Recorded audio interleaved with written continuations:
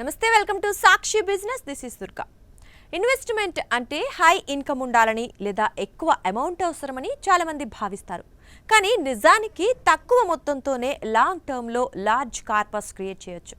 ఇందుకు public provident fund ఒక best example. దీనికి గవర్నమెంట్ హామీ ఉంటుంది, ఇన్వెస్ట్మెంట్స్ సెక్యూర్ గా ఉంటాయి, స్టడీ రిటర్న్స్ జనరేట్ అవుతాయి, మీకు ట్యాక్స్ బెనిఫిట్స్ కూడా ఉంటాయి. పీపీఎఫ్ లో తక్కువ ఆదాయం ఉన్నవారు కూడా పెట్టుబడి పెట్టొచ్చు. ఈ అకౌంట్ ఓపెన్ చేయడానికి సంవత్సరానికి 500 చాలు. అదే రోజుకు 150 రూపాయల చొప్పున దీంట్లో పెట్టుబడి పెడితే 24 లక్షల కంటే ఎక్కువ సంపాదించవచ్చు.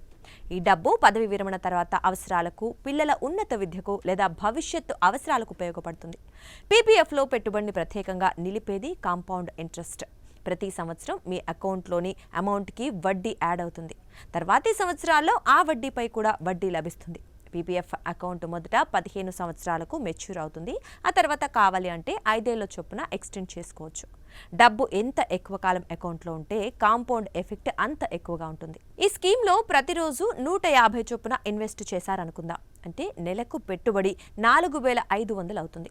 సంవత్సరానికి ఇన్వెస్ట్మెంట్ 54,000. పీపీఎఫ్ మెచ్యూరిటీ తర్వాత 5 ఏళ్ల బ్లాక్కి ఎక్స్టెండ్ చేసి 20 ఏళ్లు పెట్టుబడి కొనసాగిస్తే మంచి రాబడి వస్తుంది. 20 ఏళ్ల తర్వాత మీరు డిపాజిట్ చేస్తే మొత్తం 10,80,000 అవుతుంది. ప్రస్తుత వడ్డీ రేటు 7.1% ప్రకారం దీనిపై మీకొచ్చే వడ్డీ సుమారు 13,30,000. అంటే మెచ్యూరిటీ సమయానికి మీ చేతికి వచ్చే మొత్తం 24,10,000 అవుతుంది. ఇక పీపీఎఫ్ అకౌంట్ని పోస్టాఫీస్లో లేదా బ్యాంకులో సులభంగా ఓపెన్ చేయొచ్చు. చాలా బ్యాంకులు ఆన్లైన్ సదుపాయాన్ని కూడా అందిస్తున్నాయి. మీ ఆదాయానికి అనుగుణంగా మంత్లీ లేదా సంవత్సరానికి ఒకసారి డిపాజిట్ చేయవచ్చు. ఎంత త్వరగా ఓపెన్ చేస్తే మీరు అంత పెద్ద ఫండ్ సేవ్ చేసే ఛాన్స్ ఉంటుంది.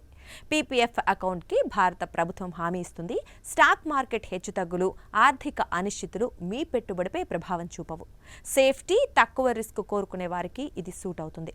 పీపీఎఫ్ మరో ప్రధాన లాభం పన్ను ప్రయోజనాలు. ఇందులో పెట్టుబడి పెట్టిన మొత్తానికి ట్యాక్స్ ఎగ్జంప్షన్ ఉంటుంది. అకౌంట్లో ఉండే మనీకి లభించే వడ్డీపై కూడా ట్యాక్స్ ఉండదు. అలాగే మెచ్యూరిటీ సమయంలో వచ్చే మొత్తం కూడా పూర్తిగా ట్యాక్స్ ఫ్రీ.